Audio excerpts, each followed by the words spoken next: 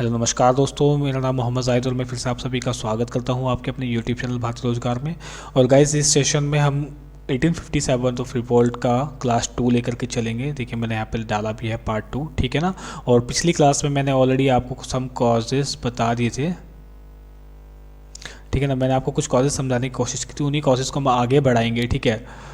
और आपका 1857 का जो रिवोल्ट है, आज बेसिकली हम ये कॉजेस ही कवर करेंगे और नेक्स्ट क्लास में हम मेन आपका जो 1857 का रिवोल्ट है, लाइक मंगल पांडे आपके, उनको हम इसमें रिवोल्ट में लेकर के आएंगे, जिनकी वजह से ये क्रांति फूटी थी, ठीक है ना। अब जो लोगों का गुस्सा है, लोग कैसे कैसे जुड़े, वो कॉजेस यहाँ पे जानने की कोशिश करेंगे, ठीक है ना। आगे बढ़ते हैं गाइस। अगर मैं बात करूँ 1857 के रिवोल्ट की, तो हमने मिलिट्रिकल कॉजेस देखे थे और आपके पॉलिटिकल चल रहे थे, तो पॉलिटिकल कॉजेस में हम आगे बढ़ेंगे इसमें, ठीक है। तो क्या हुआ था कि सब्सिडरी अलायंस आई थी। सब्सिडरी अलायंस ये ब्रिटिशों की एक पॉलिसी थी, जिसके अंतर्गत ये बोला गया था कि जो आपके इंडियन किंग्स हैं, ठीक है ना, इंडियन किंग्स हैं, उनको ना हम लोग क्या करेंगे, यानी कि ब्रिटिशर्स क्या करेंगे, उनको मिलिट्रिकल सपोर्ट देंगे, ठीक है, मिलिट्रिकल सपोर्ट देंगे, जिसके बदले में जो इंडियन राजा हैं वो उनको क्या करेंगे, उनको सब्सिडी देंगे। किस रूप में? जो ट्रेड है वो बिल्कुल फ्री रहेगी, ठीक है ना, ट्रेड फ्री वो यहाँ पे काम कर सकते हैं। इसके बदले में ब्रिटिशर्स उनको मिलिट्री का सपोर्ट देते थे, और ऐसे ही वो एक राजा से दूसरे राजा, दूसरे राजा से तीसरे राजा, जहाँ पर भी ज़्यादा उनको अर्निंग होती थी, जहाँ पर भी ज़्यादा जगह उनको व्यापार करने के लिए मिलती थी, वो वहाँ पर उनको अपनी सेना का क्या करते थे, सपोर्ट देते थे, ठीक है ना। अब इस सब्सिडरी अलायंस का जो बेसिकली एक और रीज़न था कि मतलब कि जब ये आई थी ना, तो उसमें ना जो वहाँ के राजा थे, उनको अपनी पर्सनल आर्मी रखने का अधिकार उन्होंने ख़त्म कर दिया था इस सब्सिडरी अलायंस के अंतर्गत। अब जो इंडियन किंग थे, जो इंडियन राजा थे, वो इनके साथ में डायरेक्टली भिड़ते इसलिए नहीं थे क्योंकि वो कहीं ना कहीं ये समझ चुके थे, ये जो ब्रिटिशर्स हैं हमसे ज़्यादा पावरफुल हैं, क्योंकि इन्होंने बड़े बड़े क्या किए थे, युद्ध जो है वो ऑलरेडी जीत लिए थे, ठीक है ना। अब इनकी आर्मी भी आना शुरू हो गई थी। अब ये आर्मी का सपोर्ट इंसान कब देगा? जब वो ऑलरेडी मजबूत होगा, तभी तो दूसरे को भी सपोर्ट करेगा ना। तो ठीक है, तो वही वाला सीन वो यहाँ पे कर रहे थे। अब इसी लिए इन्होंने क्या किया था, अवध को भी कैप्चर किया था। कैसे, बता रहा हूँ। अब रीज़न देखिए, जो इस सब्सिडरी अलायंस को सबसे पहले जो साइन किया था, ठीक है ना, वो किया था किसने? वो आपका हैदराबाद के जो निज़ाम थे, उसने सबसे पहले ये साइन किया था। किसके साथ? हैदराबाद के निज़ाम ने, ठीक है। उसके बाद मैसूर और मराठा ने भी इस सब्सिडरी अलायंस को साइन कर लिया था। अब अगर मैं बात करता हूँ अवध के नवाब वाजिद अली शाह की, ठीक है ना, तो इसने ना क्या किया था, किसके साथ मिलके? आर वेलेस्ली के साथ मिलकर के ट्रीटी साइन की थी, जिसमें बोला गया था, किसने? वाजिद अली शाह ने ये बोला था कि मैं यहाँ की जो गवर्नमेंट है इसको अच्छे से चलाऊंगा और यहाँ का मैनेजमेंट भी यहाँ पे बिल्कुल अच्छे से करके रखूंगा, ठीक है। अब उस टाइम पे क्या था, जिस टाइम पे ये जो साइन हुई थी ट्रीटी, उस टाइम पे किसको? अंग्रेजों को नीड नहीं थी। जब अंग्रेजों को नीड हुई तो उन्होंने ये कारण दिया कि ये जो वाजिद अली शाह है, ठीक है, इसने ना तो यहाँ पे क्या किया है, और ना तो मैनेजमेंट किया है, और ना ही गवर्नमेंट को अच्छे से चलाया है, ठीक है ना। यानी कि मिस मैनेजमेंट और मिस गवर्नमेंट यहाँ पे ये चला रहा है, इनके बस का नहीं है, ठीक है। तो अब ये जो इनका अवध वाला रीज़न है, ये हमें चाहिए।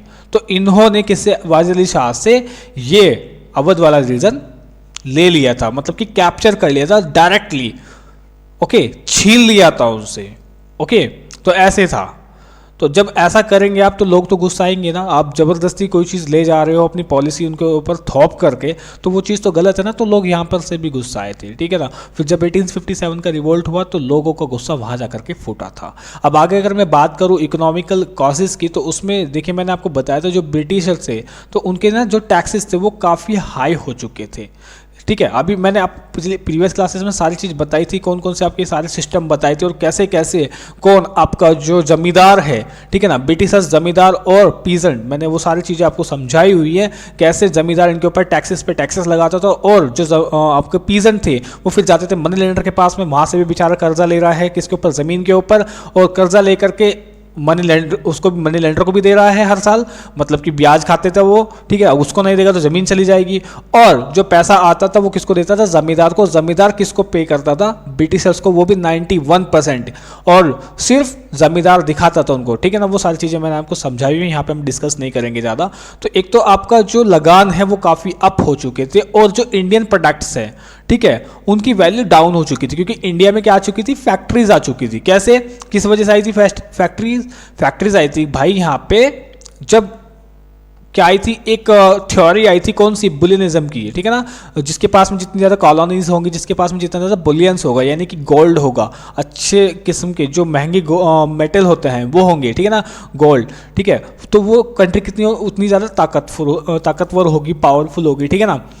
तो जब ये थ्योरी आई तो इन्होंने क्या काम किया, जो इंडियंस के यहाँ पे इंडिया में क्या लगाई, फैक्ट्रीज लगाई अपनी, और फैक्ट्रीज आने के बाद में इंडियन से रॉ मटेरियल को किस पे, बिल्कुल लेस प्राइस पे खरीदा, यानी कि 5 रुपए में खरीदा, और अपने एक नया माल तैयार करके, नई शर्ट बना करके, नया प्रोडक्ट तैयार करके इन्हीं को वो 50 रुपए में बेच रहा है, ठीक है। तो बुलियंस ऑटोमेटिकली जो इंडियंस के पास में आ रहा था पहले, वो अब इनके पास में ब्रिटिश के वापस जा रहा था, ठीक है ना। तो जो इंडियन प्रोडक्ट्स है उनकी वैल्यू बिल्कुल ही डाउन कर दी थी, क्योंकि मशीन से बने हुए प्रोडक्ट की थोड़ी सी क्या कहते हैं, फिनिशिंग अच्छी होती है, क्वालिटी तो बिल्कुल डंब थी उनकी, लेकिन फिनिशिंग अच्छी होती है। आज भी ऐसा ही होता है कि मशीन की बनी हुई चीज़ें हम ज़्यादा पहनते हैं रादर देन कि हम जो हाथ की बनी हुई चीज़ें हैं उनको नहीं इतना पसंद करते हैं, राइट।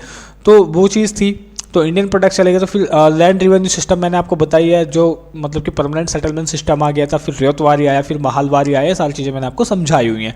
तो ये आपके कुछ इकोनॉमिकल जो कॉजेज थे 1857 और रिवोल्ट के, तो यहाँ से लोगों के अंदर गुस्सा बढ़ने लगा था, ठीक है। मतलब कि एक तो आपने आर्टिसंस का काम छीन करके उनसे उनकी कलाकारी को बिल्कुल बर्बाद करके उनको भेज दिया खेती करने के लिए। अब खेती करने में भी इन्होंने टैक्सेस हाई कर दिए और वहां भी इनको जीने नहीं दिया जा रहा। तो अनफॉर्चुनेट मतलब कि आप ये बोल सकते हैं फाइनली कि जो पीजेंट है उसको कहीं भी, जो आम इंसान है उसको कहीं भी इन्होंने जीने लायक छोड़ा नहीं है, खून चूस रहे हैं उनका। तो जब उनको मौका मिलेगा, जब ऐसे इंसान को मौका मिलता है कि वो कभी अब भाई खुद में तो इतनी ताकत नहीं होती है, लेकिन जब रिवोल्ट होता है कि हाँ अब चिंगारी भड़क चुकी है, हमें भी करना है, तो उस इंसान में भी, मरे हुए इंसान में भी ताकत आ जाती है, जो ऑलरेडी क्या इनकी यातनाओं को झेल रहा है, ठीक है ना। तो वो सारी की सारी चीज़ें यहाँ पे देखने को मिली, ये कॉजेस आपके सामने मैं रख रहा हूँ। आगे चलते हैं इसमें। अब अगर मैं बात करूं सब आपके रिलीजियस और आपके सोशल कॉजेज़ की, ठीक है ना। रिलीजियस कैसे कि देखिए क्या होता था कि हिंदू धर्म में, अगर मैं बात करूं हिंदू धर्म की, तो उसमें क्या चलती थी, प्रथा चलती थी, ठीक है। अब अगर आपकी कोई सडनली प्रथा जो सदियों से चली आ रही है उसको ब्रेक करने लगे तो आपको कैसा लगेगा, सही सीधी सी बात है, बुरा लगेगा ना। तो अब यहाँ पर जो सती प्रथा थी, मतलब कि जिसका हस्बैंड मर जाता था उसी चीता पर क्या करते थे वो लोग, वाइफ को भी मतलब कि अग्नि दहन में कर देते थे, उसको भी जला दिया जाता था बेसिकली, ठीक है। तो उसके ऊपर रोक लगाई गई, एंटी सता रिजोल्यूशन लाया गया 1829 में, ठीक है ना, जिसमें सबसे बड़ा जो हाथ था वो एक विलियम बेंटिक का था, और इंडिया की साइड से किसका था, राजा राम मोहन राय का था, जो एक अच्छी चीज़ थी इंडिया के अंदर। अगर ऐसा होता तो आधी तो वाइफ ऐसे ही मतलब कि मर जाती, ठीक है, मैं गलत नहीं कह रहा हूँ, लेकिन उस टाइम पर वो रुक गया, तो आज वो चीज़ अच्छे से वर्क कर रही है। लेकिन सडनली वो प्रथा ब्रेक हुई, ठीक है, तो वो चीज़ उन लोगों के अंदर वो गुस्सा पैदा कर गई, जिसके कारण इन लोगों ने 1857 के रिवोल्ट में अच्छा खासा इनसे बदला लिया है, ओके। और इसी के साथ साथ में एक तो ये प्रथा रोक दी, फिर ऊपर से जो विडो हो गई है अब उसको सती तो बनाया नहीं जा रहा है, मतलब कि सती के रूप में नहीं उसको जलाया जा रहा है, अब जो विडो उसकी भी इन्होंने क्या करा दी, शादी करा दी। तो मतलब कि लोग पहले तो गुस्सा थे, वो और ज़्यादा आग बबूला हो गए थे, लेकिन चिंगारी भड़केगी 1857 में ही, ठीक है ना। लोगों के अंदर जो गुस्सा बन रहा है ना, ठीक है, तो वो देखिए विडो रीमैरिज एक्ट आ गया 1856 में, ठीक है, और जिसको डलहौजी के टाइम पीरियड में लाया गया था, ओके। तो ये वाला कारण रहा। एक आपका क्या था, रेशियल मैन डिस्क्रिमिनेशन, मतलब कि जो इंडियंस थे उनको काला, ब्लैक बोलते थे कि हम गोरे हैं, हमारे पास में ज़्यादा दिमाग है, ऐसे करके बहुत बुरी तरीके से ट्रीट करते थे इंडियंस को, ठीक है ना। तो ये एक गुस्सा, मतलब कि गुस्सा पैदा कर रहे हैं आप। एक तो मतलब कि हमारे इंडिया में घुस रहे हो, ओके, हमारी लैंड पे खड़े हो, हमारा ही खा रहे हो और हमें ही गंदा गंदा सुना रहे हो, ठीक है। अब हमें आप कलर के बिहार पे भी यहाँ पे जज करना शुरू कर दिया था, ठीक है। तो वो सारी चीज़ें लोगों को बर्दाश्त के बाहर होने लग गई थी, जिस वजह से 1857 के रिवोल्ट में ये सब लोगों ने बढ़ चढ़ के हिस्सा लिया था, ठीक है ना। अब फोर्सफुल क्या कर रहे थे, जो क्रिश्चियन जो धर्म है उसमें लोगों को क्या कर रहे थे, उसको अपनाने की बात कर रहे थे, ठीक है ना, कन्वर्जन की बात करें तो ये तो बिल्कुल गलत है ना। एक तो आप हमारे धर्म में बिल्कुल भ्रष्टाचार फैला रहे हो, ऐसे करके हमारी प्रथाओं को रोक रहे हो, ऊपर से आप हमारा धर्म भी छीन रहे हो, समझ रहे हो ना। तो चीज़ें ऐसे बदल रही हैं। अब सडनली आप आओगे और ऐसे बोलोगे कि नहीं तुम्हारा धर्म बेकार है और हमारा धर्म अच्छा है, तो ऐसे थोड़ा ही चलता है भाई, ठीक है। किसी का मन कर रहा है वो बात अलग है, अदरवाइज आप ऐसे नहीं कर सकते हो। तो लेकिन ये तो लोग फोर्सफुली करते थे कि आपको अपनाना ही पड़ेगा, आपको जाना ही पड़ेगा इस धर्म में। तो वो चीज़ तो अच्छी नहीं थी, बहुत ही गलत थी, जिसकी वजह से इन सब लोगों ने क्या किया, बढ़ चढ़कर हिस्सा लिया है। किसमें? तो ये सारे कारण हैं, आपको लिखने होंगे, ठीक है ना, आपको लिखने होंगे, तभी मैं आपको यहाँ पे पॉइंट बता रहा हूँ, ठीक है। आगे चलते हैं। तो आपको रिलीजियस भी इसमें देखने को मिलेगा और सोशल फैक्टर भी आपको इसमें देखने को मिलेंगे। जो कारण थे क्यों 1857 का रिवोल्ट इतना बिग एंड ब्रॉड हो गया था, वो सारा आपको यहाँ पे देखने को मिल रहा है, ठीक है। इसके अलावा अगर मैं अदर रीजन की बात करूं, तो अगर मैं मुस्लिम्स की बात करूं, देखिए मैंने ये पहले भी बताया है, ठीक है, कि मुस्लिम्स क्यों इसमें 1857 के रिवोल्ट में हिस्सा लिया था, उन्होंने बढ़ चढ़कर हिस्सा लिया था। तो उनका इसमें शामिल होने का 1857 के रिवोल्ट में सिर्फ एक ही कारण था, वो ये था, जो सबसे बड़ा कारण माना जाता है, कारण बहुत सारे हो सकते हैं, लेकिन जो सबसे बड़ा कारण माना जाता है कि मुस्लिम्स का 1857 के रिवोल्ट में बढ़ चढ़ के हिस्सा लेने का जो महत्वपूर्ण कारण था वो ये था कि उस टाइम पे क्या हुआ था, मैंने आपको बताया कि जो इंग्लिश थी उसको ऑफिशियल लैंग्वेज बना दिया गया था, जो पर्शियन लैंग्वेज थी उसको ऑफिशियल लैंग्वेज का दर्जा खत्म कर दिया गया था। अब जो मुस्लिम्स थे उनको बहुत ही अच्छी खासी पर्शियन आती थी, किसको? मुस्लिम्स को, और उनकी बहुत अच्छी पोजीशन पे यहाँ पे जॉब्स थी। अब जब इंग्लिश को यहाँ पे किसको ऑफिशियल लैंग्वेज बनाया गया, वो वुड डिस्पैच वाला आपको याद होगा ना सारी चीज़ें, ठीक है, भूलना नहीं, राइट। तो जब इंग्लिश को आप यहाँ पे ऑफिशियल लैंग्वेज बना रहे हो और हमें तो वो चीज़ नहीं आती है, तो ऑब्वियस सी बात है कि जो यहाँ पे इंग्लिश सीख चुका है उसको वो जॉब अपॉर्चुनिटी मिलेगी, उनको नहीं मिलेगी जिनको पर्शियन आती है, ठीक है। तो मुस्लिम्स अपनी जॉब गवा बैठे थे, जिस कारण से उन्होंने 1857 के रिवोल्ट में अच्छा खासा बढ़ चढ़कर हिस्सा लिया था, ठीक है। और अगर मैं इसके अलावा बात करूं, आपके एक और ट्राइब थी आपकी 1855 के टाइम पे, ठीक है ना, 1855 के टाइम पे एक संथाल ट्राइब थी, ठीक है ना, संथाल रेबेलियन। ये बेसिकली एक ग्रुप था 4 भाइयों का, ठीक है, जिनका नाम था सिंधु, कान्हू, चानू, ठीक है, और एक आपका भैरव।